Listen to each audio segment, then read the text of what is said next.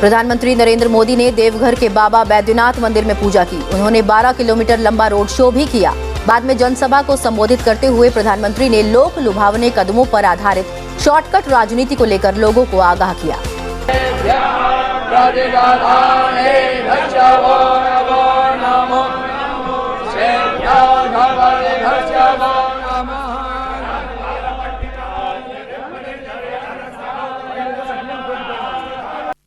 प्रधानमंत्री नरेंद्र मोदी ने कहा है कि भारत में लोकतंत्र की अवधारणा उतनी ही प्राचीन है जितना ये राष्ट्र और संस्कृति है।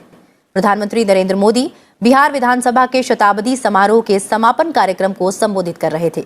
इस मौके पर प्रधानमंत्री ने कहा कि देश के सांसद राज्य के विधायक के रूप में सभी की जिम्मेदारी है कि वो लोकतंत्र के सामने आ रही हर चुनौती को मिलकर हराएं। पक्ष विपक्ष के भेद से ऊपर उठकर देश के लिए, देश हित के लिए हमारी आवाज एकजुट होनी चाहिए। उन्होंने कहा कि दुनिया के लिए 21वीं सदी भारत की सदी है। हमें अगले 25 सालों में नए भारत के स्वर्णिम लक्ष्य तक पहुंचना है। हमारा कर्तव्य, हमारी निष्ठा, हमारे अधिकारों की गारंटी है।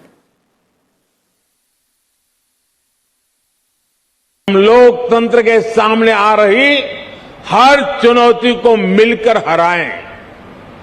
पक्ष विपक्ष के भेद से ऊपर उठकर देश के लिए, देश हित के लिए हमारी आवाज एकजुट होनी चाहिए।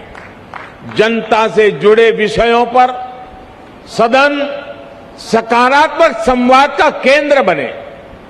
सकारात्मक कार्यों के लिए हमारी आवाज उतनी ही बुलंद दिखे।